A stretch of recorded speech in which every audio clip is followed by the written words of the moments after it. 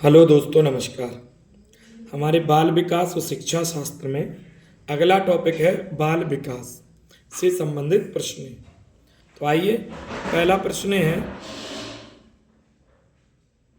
बाल विकास निम्न से संबंधित है। तो बाल विकास जो है गुणात्मक परिवर्तन मात्रात्मक परिवर्तनों के अनुरूप होते हैं। तो तीसरा आंसर सही है।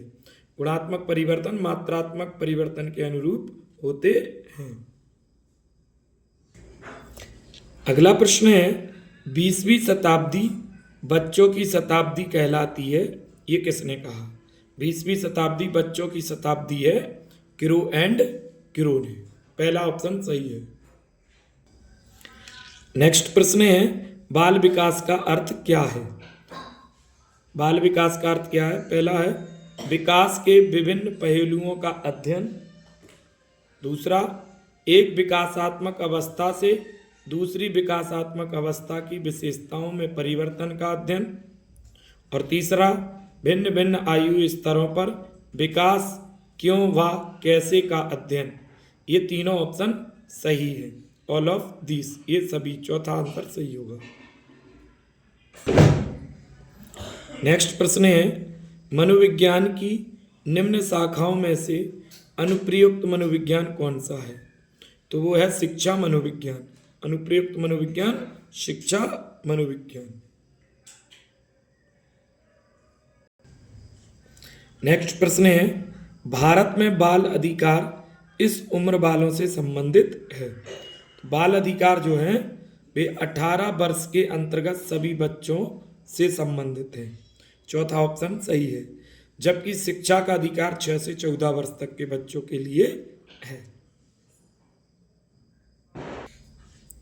अगला है, बाल मनोविज्ञान की दृष्टि से शिक्षा का केंद्र किसे माना जाता है?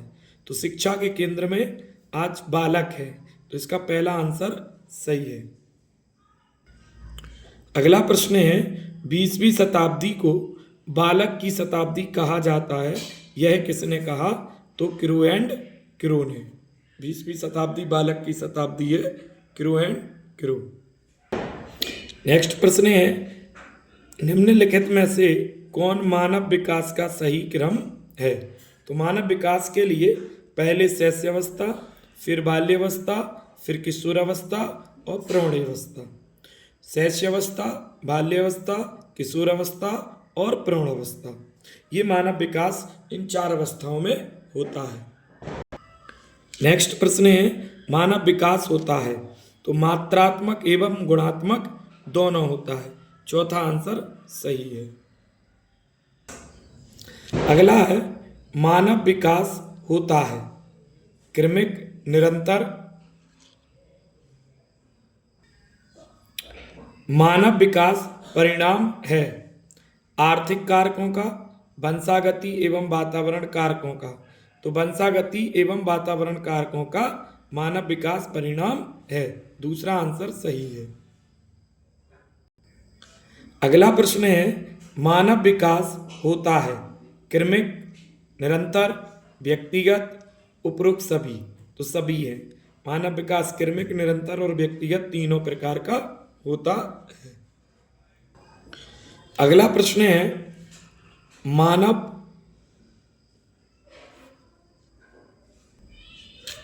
मानव विकास के संबंध में कौन सा कथन गलत है?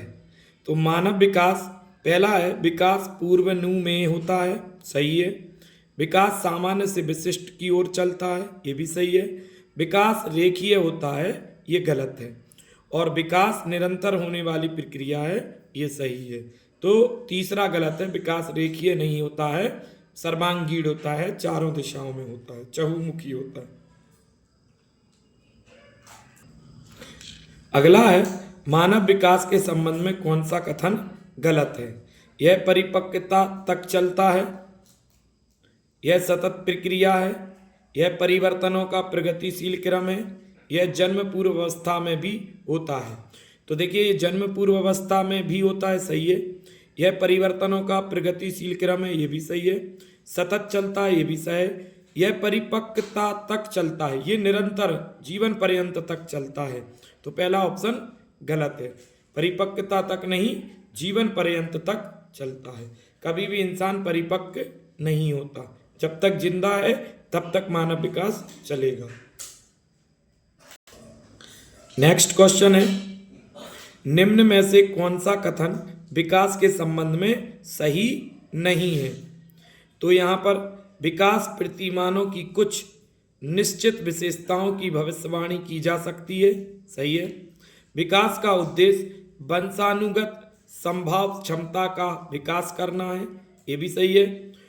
और तीसरा है, विकास के विभिन्न क्षेत्रों में संभाव खतरे नहीं होते, ये गलत है, खतरे होते हैं विकास के विभिन्न क्षेत्रों में, तो तीसरा यहाँ पर गलत है। और चौथा है, प्रारंभिक विकास बाद के विकास से अधिक महत्वपूर्ण है, बिल्कुल सही है।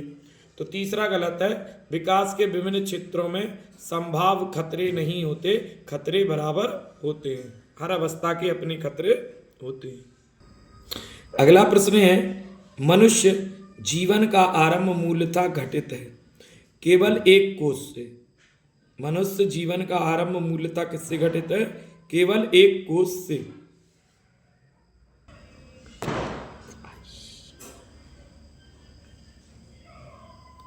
अगला प्रश्न है, किस प्रकार का सिद्धांत यह प्रस्तुत करता है कि विकास उन चीजों पर निर्भर करता है जो जीन के माध्यम से वंशागत हैं?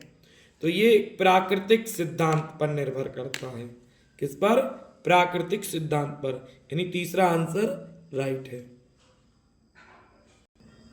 अगला प्रश्न है, एक बच्चे के मूल जन्मजात स्वभाव को निरूपित करने के लिए किस पद का प्रयोग किया जाता है? एक बच्चे के मूल जन्मजात स्वभाव को निरूपित करने के लिए किस पद का प्रयोग किया जाता है? तो प्रकृति या मिजाज का, दूसरा आंसर सही है। नेक्स्ट क्वेश्चन है, निम्नलिखित में से कौन सा कथन सत्य है? तो यहाँ पे अधिगम व्यवहारिक परिवर्तनों की प्रक्रिया है, ये सही है। अधिगम व्यवहारिक परिवर्तनों की प्रक्रिया है, चौथा आंसर बिल्कुल सही है। विकास केवल एक मात्रात्मक प्रक्रिया नहीं, विकास मात्रात्मक और गुणात्मक दोनों होता है। आनुवांशिकता अधिगम प्रक्रिया को प्रभावित नहीं करती, बिल्कुल करती है। वृद्धि केवल एक मानसिक प्रक्रिया है, नहीं, वृद्धि शारीरिक प्रक्रिया है। तो यहाँ पर सही है, अधिगम व्यवहारिक परिवर्तन की प्रक्रिया है। नेक्स्ट प्रश्न है, किस प्रकार का पालन पोषण भावनात्मक अलगाव की विलक्षणता है? तो असंबद्ध पालन पोषण, कौन सा? असंबद्ध पालन पोषण भावनात्मक अलगाव की विलक्षणता है। तो दोस्तों, वीडियो पसंद आया हो तो वीडियो को लाइक करें, सब्सक्राइब करें, कमेंट करें और बेल आइकन जरूर दबाएं, जिससे नई वीडियो आपके पास तुरंत पहुंचे। जय हिंद, जय भारत। मिलते हैं अगली वीडियो में जल्दी ही।